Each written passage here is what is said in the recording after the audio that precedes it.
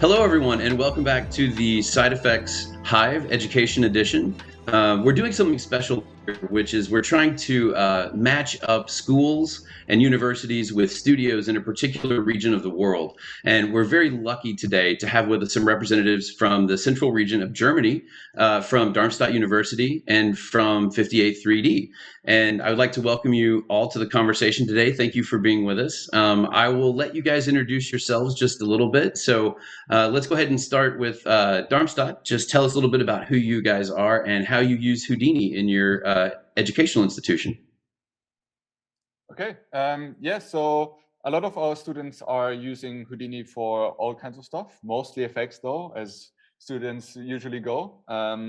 I'm the host of a course that happens once a year, which is usually focused around Houdini projects. So students can choose what kind of project they want to do, and then they can do it with Houdini. And I kind of try to go through with them whatever kind of task they have on hand.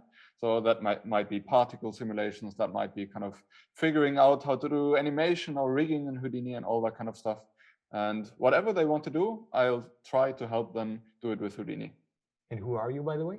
Oh yeah, sorry. I'm Manuel Kester. I'm a kind of technical artist at Creative currently, and I'm also the main Houdini teacher here at the University Darmstadt.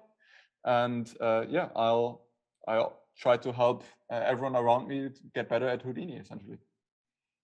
So I'm Martin. I work here at the University of Applied Sciences Darmstadt at the media department as an XR studio engineer. So I look after hardware, I help the students with their projects, I do the licensing, and also help with render pipelines and all the technical setup for the students to work on campus with Houdini.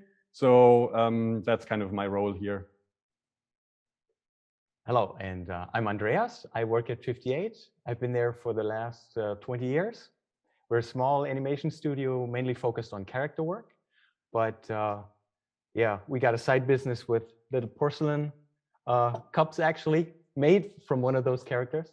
I don't have an official, well, my official title is Creative Technologist because I'm a role hopper. I fill many roles within the company.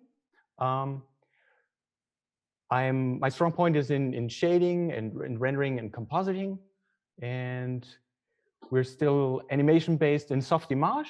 We're exploring different options, but all of the rendering's been happening for 6 years in Houdini, and most of the rest of problem solving, everything besides characters happens in Houdini, and we're a happy bunch using Houdini. That's awesome. That's good to hear. Well, you mentioned that you oftentimes have taken on different roles or wear a lot of different hats within the company.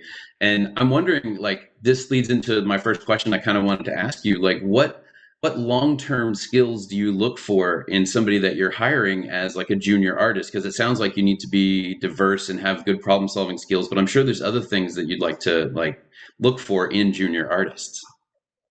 Oh, yeah. Well, from an interview standpoint of view, it's the first two things that come up is the human side. How well would that person or an applicant fit into the team?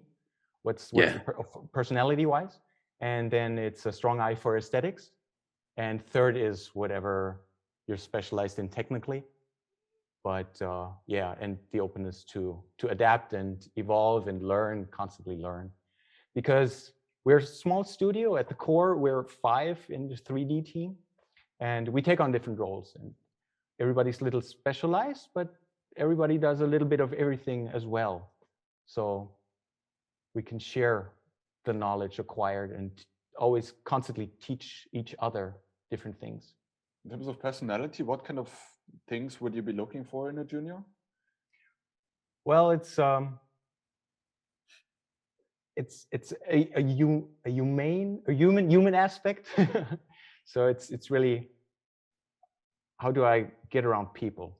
What's the openness? So in communication wise, yes. Because I think some things are harder to teach or adapt personally than others. And I think if one's intrinsically motivated to do 3D, the technical aspect is just it'll come with itself.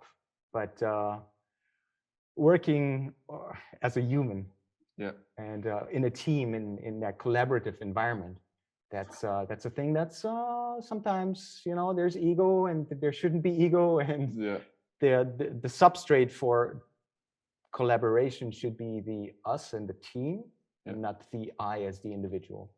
So being able to feedback is essential, or to receive feedback and give feedback. So we handle this in the company pretty openly. And there's no perfect family. We all have our differences and our opinions, and once you lose, and once you win an argument, but this back and forth, this together, this is something that we are looking for in new talent, very much so.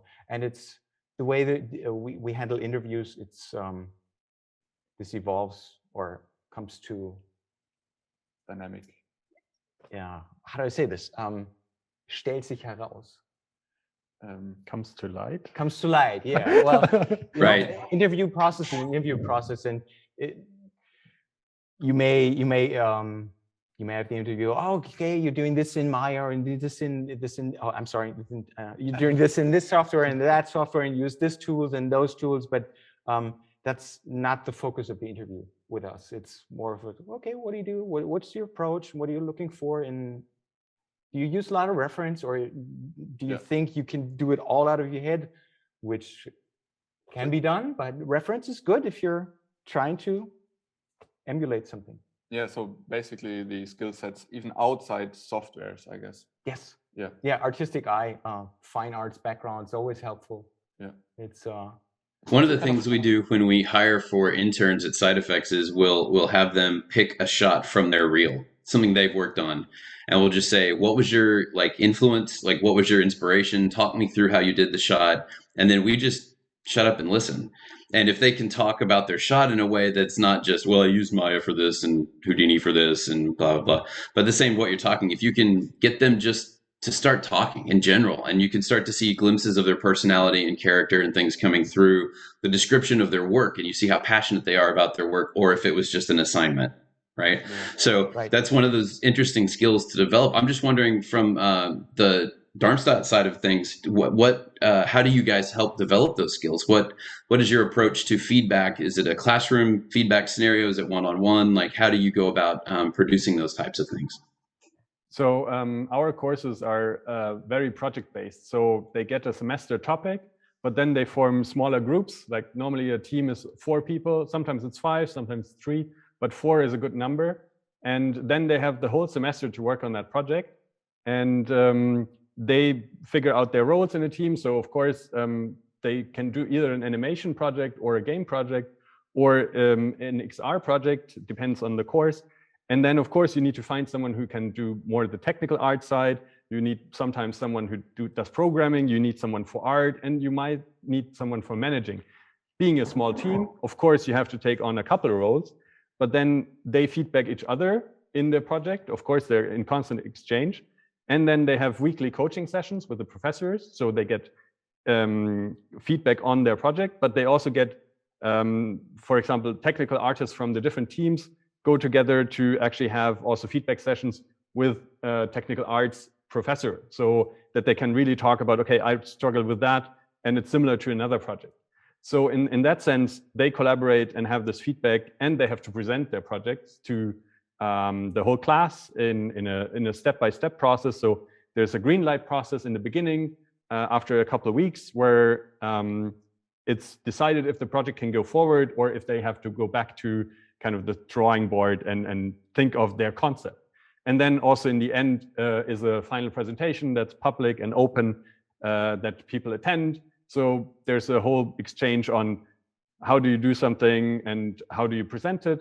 And then also they work in project rooms. So you can actually walk to another team and look over their shoulder, or scream for help and say, hey, I don't know how to do this. Anyone got an idea?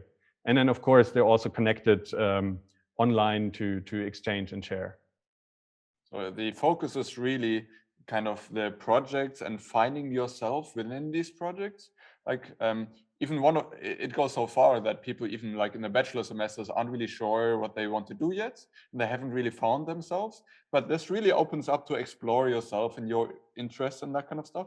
So I think these things fit really well together, where you kind of have to kind of find yourself, and that's kind of also what you are essentially looking for, is someone who kind of tries to find himself and tries to find what they want to do. Right, and actually we did have an intern from Darmstadt here within the company for a couple of months, and she integrated very well. And we also hired her after her internship as a freelancer. Oh, nice. Doing work on projects as well. So we've had the good experience of the education side within the company already. That's awesome. That's really good to hear. I was going to ask if there had been actually any actual exchange between the two as far as skills that have been developed and then put to use. So that's really, really good to hear. I would ask you this, Andreas, is if there was one thing, like we've talked about what you look for, and we've talked about what it is that you want to see in a candidate that's applying and in a demo reel and that kind of thing. But if there's one like pain point that you have found when trying to recruit new hires or new artists, like, and it doesn't have to be specifically, it's not about Darmstadt, it could be about anybody, any artist coming out of anywhere. What would that one thing be that, man, if we could improve one thing, that would help us out so much? That's a hard one. It's a hard one, it is isn't a hard it? one, and I'm my brain's already building a table and trying to get an average of it. It really boils down to the openness of approaching things. Be it I always used to texture in this software, but now I can't do it because I don't have this piece of software within the company. It's just, yeah, being open to learning new things and being self-confident of the work you've produced in the past, based on your artistic skills rather than the technical skills of using any software. Sure, So sure. Being really more agnostic, software agnostic, and more software agnostic, and a self-confidence in doing what you love, because you don't study this if you don't have a passion for it. And it's just this self-confidence.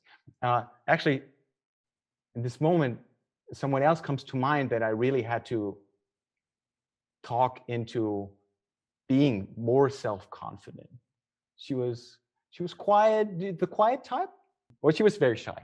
And I said, Sure. if you want to survive in this industry, build up your self-confidence and really ask what you want, and just don't be quiet about it. And Sure. It's the self-confident that's well, in our environment there's headbutting as everywhere, and just make sure to stand up for yourself. Yeah, be self-confident in the work you know you can produce, because you graduated from long years of studying. Yeah, I think sometimes I hear from certain students that will say they're afraid to ask for help. Like I was hired to do this, and I'm expected to come in and be a rock star from day one.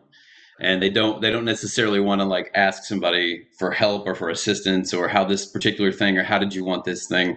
And I think I always try to tell our interns when they're working with other like staff and when they're working on other projects to don't be afraid. Have like you said, have confidence in what you can do. And if you really are stuck and you've exhausted all the other options, don't be afraid to look like and I said like look like an idiot, but that's not the right wording. I would say like don't be afraid to look like you don't know, because that's how you're going to learn. If you've exhausted all the options to try to find an answer, it's okay to ask somebody, to come to somebody and say, here's what I've tried, X, Y, and Z. Can you help me make this work? Yeah, right? Of course, that is what a team is for.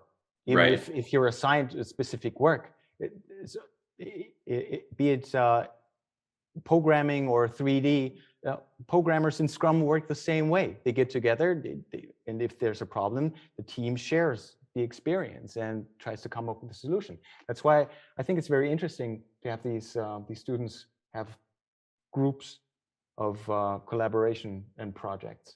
Yeah.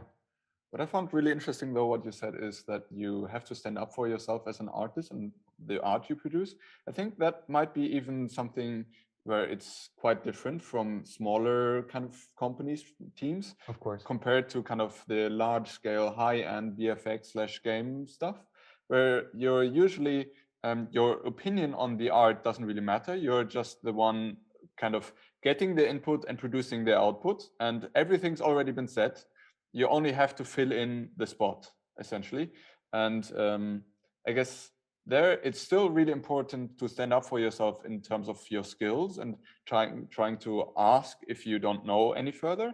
And especially what you said, it's especially great if you provide, hey, I've done X, Y, Z, I've gone on on Odd Force, I've gone on this Discord and asked or whatever, and kind of try to come up with a solution on my own, but I can't go further. I need input.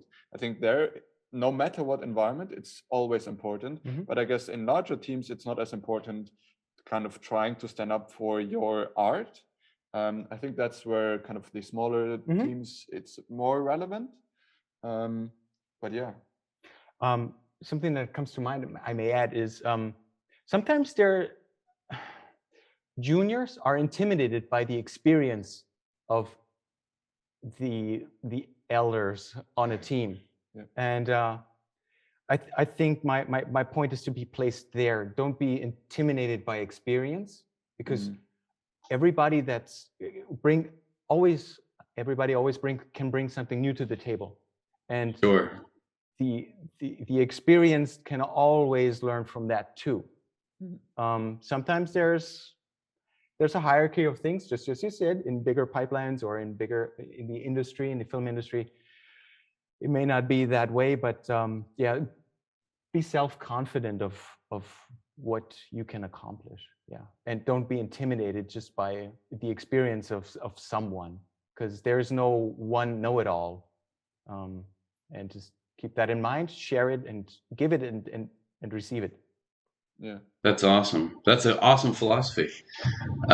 Speaking of bringing new things to the table and how everybody can always bring new things to the table, I'm curious to know from the Darmstadt side of things, is there anything that you're looking forward to teaching next year in Houdini specifically, and what that might be? If there's anything that you might add to your curriculum or change about your curriculum for next year based off of what you know about Houdini? Hard question.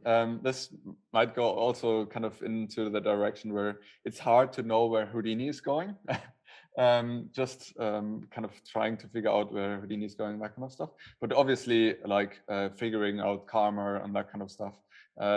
Obviously, Mantra is just the one powerhouse in terms of rendering. But if you have other options that just are faster, which is kind of like the downside of Mantra currently, that people are like, okay, either I render within 2 seconds and it kind of looks okay-ish, or I render with something that renders for 20 minutes, but I have full flexibility and have really high-end quality.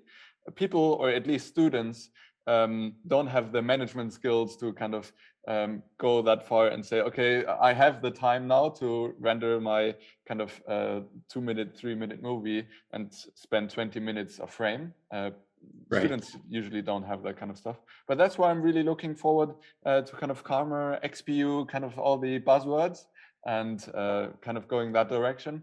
And yeah, just overall kind of Solaris, even kind of trying something that is USD based, but at the same time you don't know that it's USD based. It's something Right. relevant to me as well, because for students it's really hard to even figure out all of the lighting and all of like the artistic stuff that Andreas mentioned. It's really hard to figure that stuff out. And then add the layer of Houdini, and then add the layer of USD, then it just gets too much at some point. And I'm just trying to figure out, or kind of waiting until that USD layer kind of gets smaller and smaller and smaller, until I can say, okay, let's go.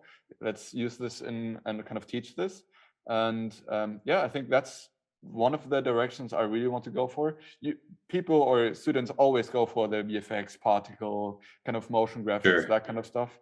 And that's really, really easy to do in Houdini nowadays. You click a button and it's great. And then you add a box as a collision object, and then it's even greater or whatever. And it's really easy to do. But all of the stuff that is easy to do in other applications, it's not as easy in Houdini. at least kind of within the newer realms of Solaris, for example, and kind of doing that, and looking forward to new technologies maybe that you guys come up with, even animation, that kind of side. We've seen KineFX, so kind of rigging, and now doing the animation side of things. I'm really keen on knowing where that's going, but that's up to you guys, I guess. More on that coming soon, I would say, right? But no, that's awesome. That's awesome. I guess on that same question, and this is more of a conversation, I guess, between the two of you, but is there any information, and it's not necessarily specifically 58 3D or Darmstadt itself, but like in general, is there any information from industry that you don't currently have or that you would like to get that would help you when you're forming your curriculum, when you're figuring out what to teach? And that doesn't necessarily have to be specific to Houdini. It could just be in general. What are some of the information that would be helpful for you to have that could help you to build that curriculum in a way that you would like to have it? That's a great question. And I guess in the same reverse question would be, is there anything that you would, feel like if I could just tell them they needed to do this, then that would help us to have the skills that we need when we're looking at projects and things? So I guess one of the largest issues for students is always kind of, okay, I've graduated now, I have a particular skill set. How do I approach studios with this skill set? Do I just apply on the platform? Do I connect via LinkedIn? So I guess the main struggle for students here is always the connection part. I guess studios aren't that great, or at least within Germany, they aren't that great with connecting with the universities and kind of acquiring local talent.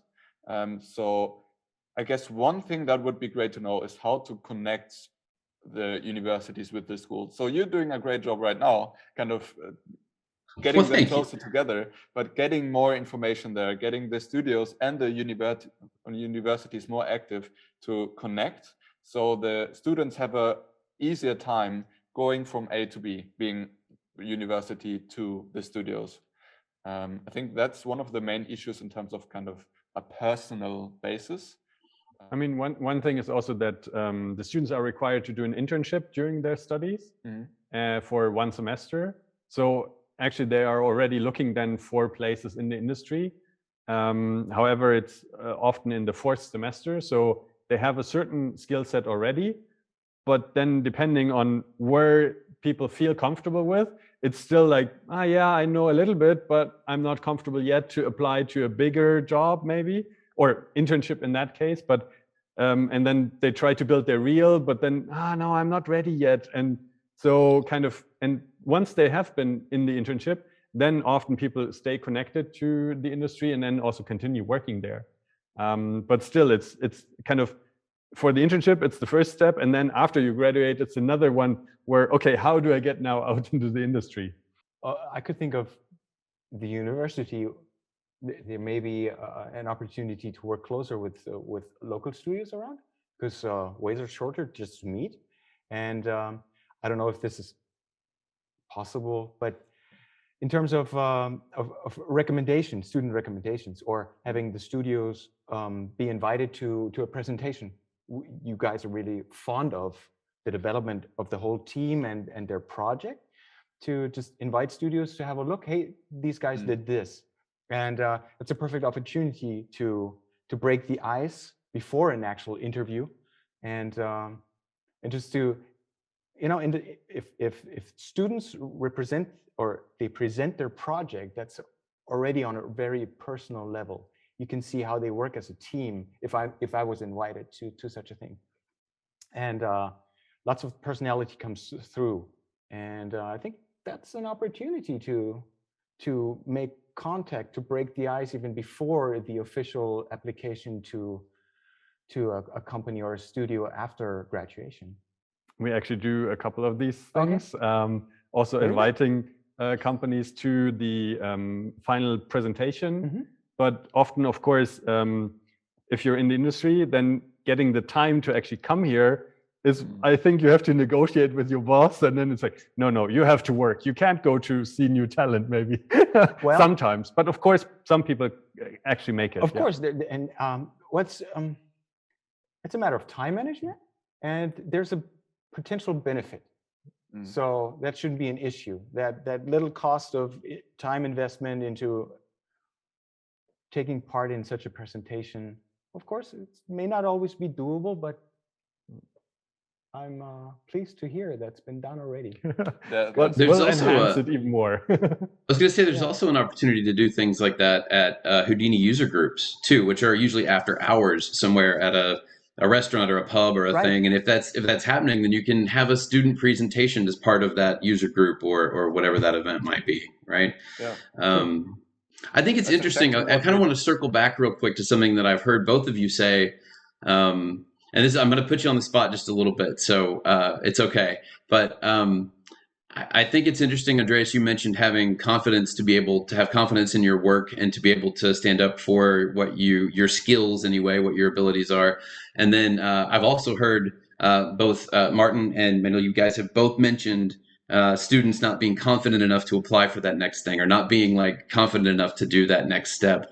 Just out of curiosity, just on that confidence piece, it's easy to say like you need to have more confidence, but how do you actually develop that? How do you do that? It's what's the magic sauce to being able to produce that in someone? And again, I'm putting you on the spot, so I apologize. But well, if you have the magic sauce, tell us. yeah, right.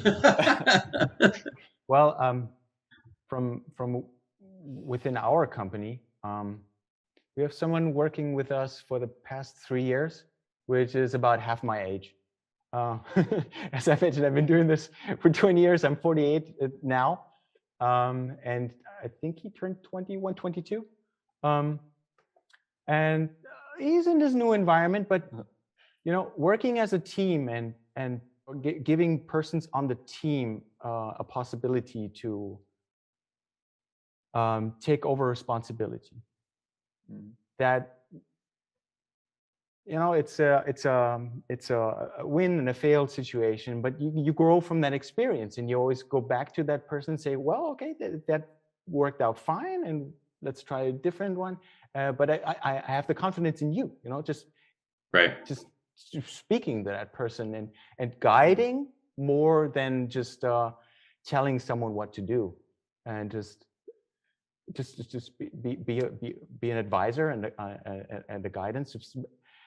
And that's a learning process for me as a supervisor in a position, just to let go of that experience and that supervision, just transfer over the responsibility and have someone really give them the opportunity to grow in that new environment. And it may work out for the first time or it may not, but it will work if we work together as a team. You know? Yeah. Because I know you can do this. And you may not be able to hit the timeline or stay in your time budget the first time, and I'll get you there and go under. What's that word in English?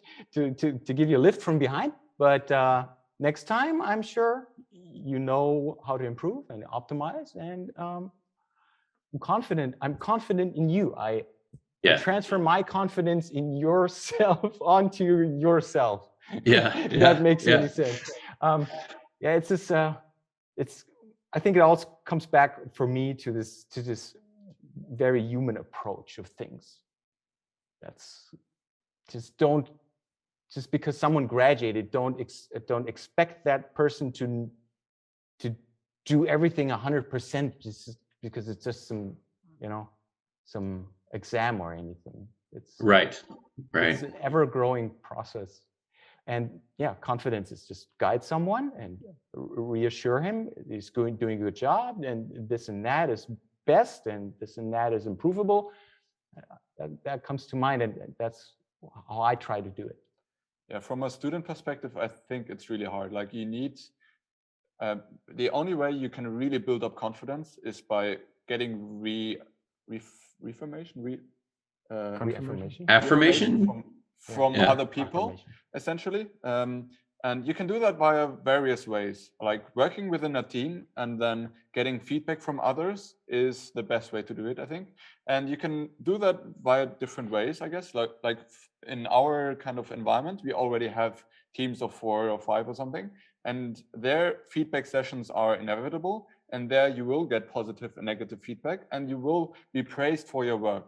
Like if you do a good job, other people will tell you, and that's the main thing, the main way you can gain confidence. But if you don't have a team around you in your university, for example, or if you're self-taught, for example, that makes it a lot harder. But there you can join either local or online communities nowadays, where you can post your work and then kind of receive feedback.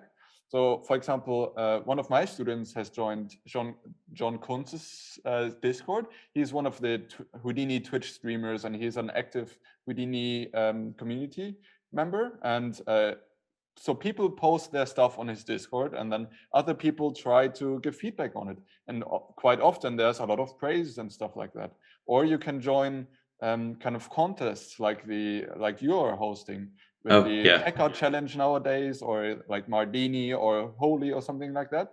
And people will give you feedback there. So kind of get yourself out there and be prepared to be hit with negative feedback, but also you can always expect some positive feedback, and the more you grow, the more positive feedback on all that kind of stuff. So I think this also comes down to personality a bit again. Be bold and get out there. The more you get out there, the more feedback, and the more feedback you get, the better you will get, and the better the feedback will be for you. So, and therefore you can grow in confidence, and then maybe kind of get enough confidence to apply somewhere you really want to be. Well, I think it's so awesome that you three were able to be together today for this, and I really want to thank you for your time and your patience with some technical issues that we had getting set up. But thank you all for being here, and thank you for your input and communication, and for what you're doing in your region to help students and studios do better in general and with Houdini. I think it's awesome. So thank you very, very much for being here. Thank you. Thank you. Thank you. Very welcome.